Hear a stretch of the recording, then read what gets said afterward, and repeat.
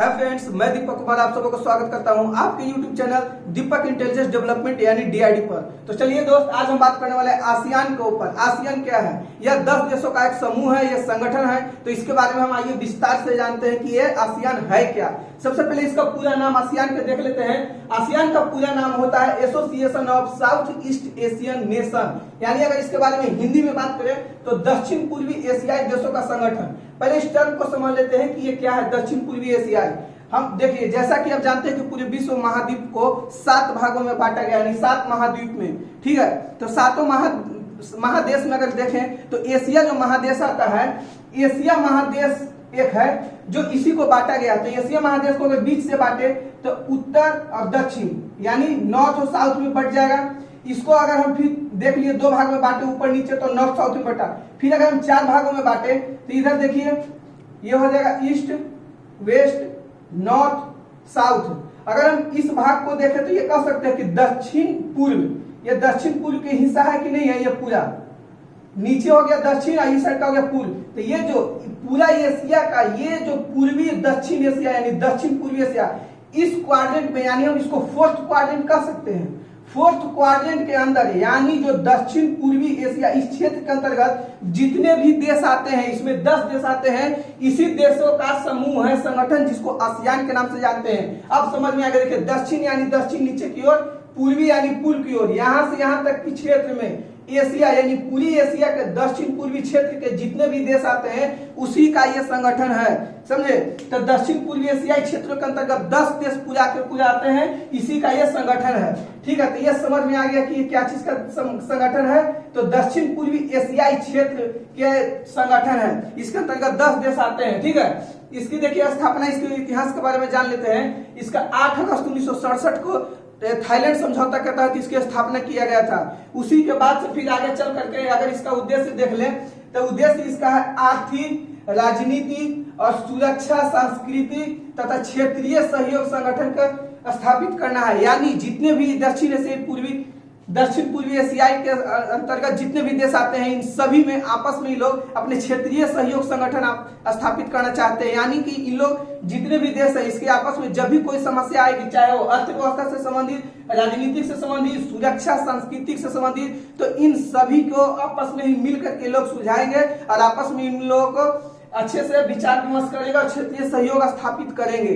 ठीक है, तो इसी का यह संगठन है। इसकी स्थापना 8 अगस्त 1967 को बैंकॉक समझौता के तहत किया गया था और इसका मुख्यालय जकार्ता, इंडोनेशिया में है। ठीक है, इंडोनेशिया के जकार्ता में है और इसका शिखर सम्मेलन साल में 2 बार आयोजित किया जाता है। इसे ध्यान से रखें, 6-6 महीने पर किया जाता है। इसके हमेशा 6 महीने पर इसका शिखर सम्मेलन किया जाता है। अभी तत्काल में इसमें आसियान में 10 देश शामिल है। शुरुआती में इसमें 5 देश शामिल था, बाद में इसे बढ़ा करके 5 देश और किया गया, जो निम्नलिखित इस प्रकार है। देख लीजिए इसको। सबसे पहले थाईलैंड, इंडोनेशिया, सिंगापुर, मलेशिया और फिलीपींस। शुरुआती दौर में इसमें 5 सदस्य शामिल थे। बाद में इसमें ब्रुनेई को 1984 में शामिल किया गया, वियतनाम को 1995 में शामिल किया गया और फिर लाओस को 1997 में और कंबोडिया को 1999 में इस संगठन में शामिल किया गया। और इस संगठन का जो कार्यकारी भाषा है, जिस भाषा में लोग अपना काम करते हैं, वो कार्यकारी भाषा अंग्रेजी है, यानी इंग्लिश है। तो चलिए अब देख लेते हैं कि आसियान के बारे में और भी। इसमें बाद में देश जो जोड़ेगा, इसके सहयोगी देश के रूप में भी इसमें जोड़ा गया। इस आसियान के अगर पूछा जाए कि इस आसियान में कितने देश हैं, तो इसमें सदस्य, स्थायी सदस्य के रूप में 10 ऐसे देश हैं। ठीक है, आसियान में, जैसे कि थाईलैंड हो गया, वियतनाम हो गया, लाओस हो गया, कंबोडिया हो गया, फिर इधर मलेशिया हो गया, इंडोनेशिया हो गया, ब्रुनेई हो गया।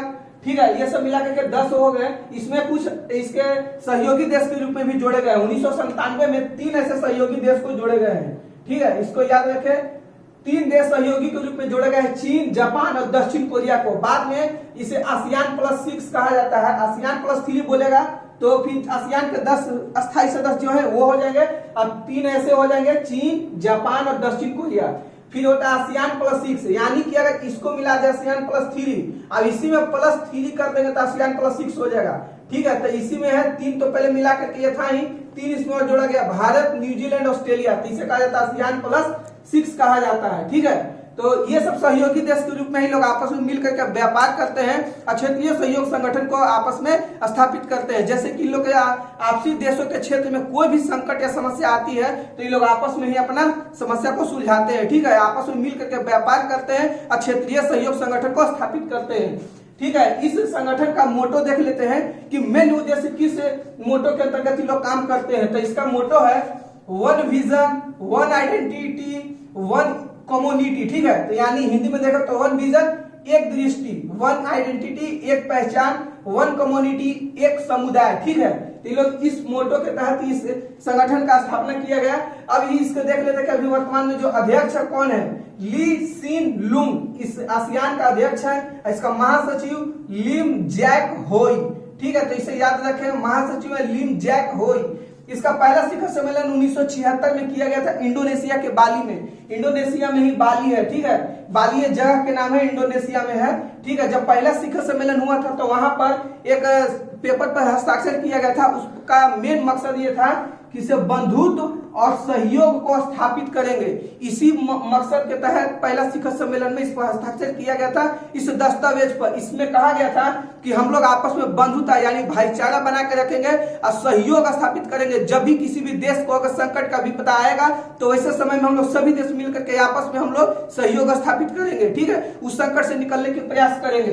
तो इसी पहला शिखर सम्मेलन में बंधुता और सहयोग पर हस्ताक्षर किया गया था, ठीक है। और अंतिम में जो अभी 2020 में जो शिखर सम्मेलन हुआ है वो 36वां हुआ है। याद रखें कि साल में आसियान का 2 बार शिखर सम्मेलन होता है, तो ये 36वां हुआ है, मतलब कि कुल 18 सालों में इसका 36वां सम्मेलन हुआ है, ठीक है। क्योंकि एक साल में जब एक होगा तो 2 साल में 2 होगा, लगभग ये 36वां हुआ है, बीच बीच में कभी नहीं हुआ है, ठीक है। तो 36वां सम्मेलन है, 2020 में हुआ वियतनाम में। वियतनाम की राजधानी है हनोई, ठीक है।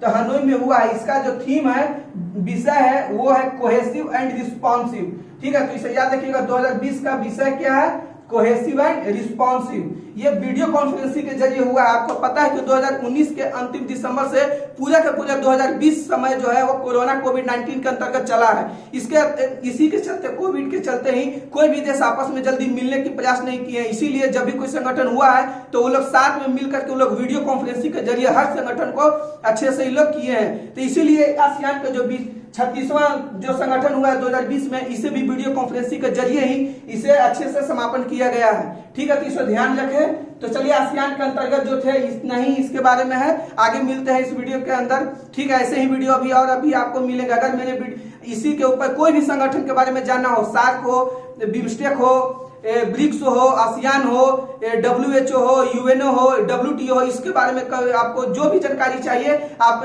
चाहे तो मेरे प्लेलिस्ट में जा सकते हैं। मेरे YouTube चैनल को जरूर सब्सक्राइब करें और अगर वीडियो अच्छा लगा तो लाइक शेयर कमेंट्स जरूर करें। मिलते हैं फिर। थैंक यू, जय हिंद।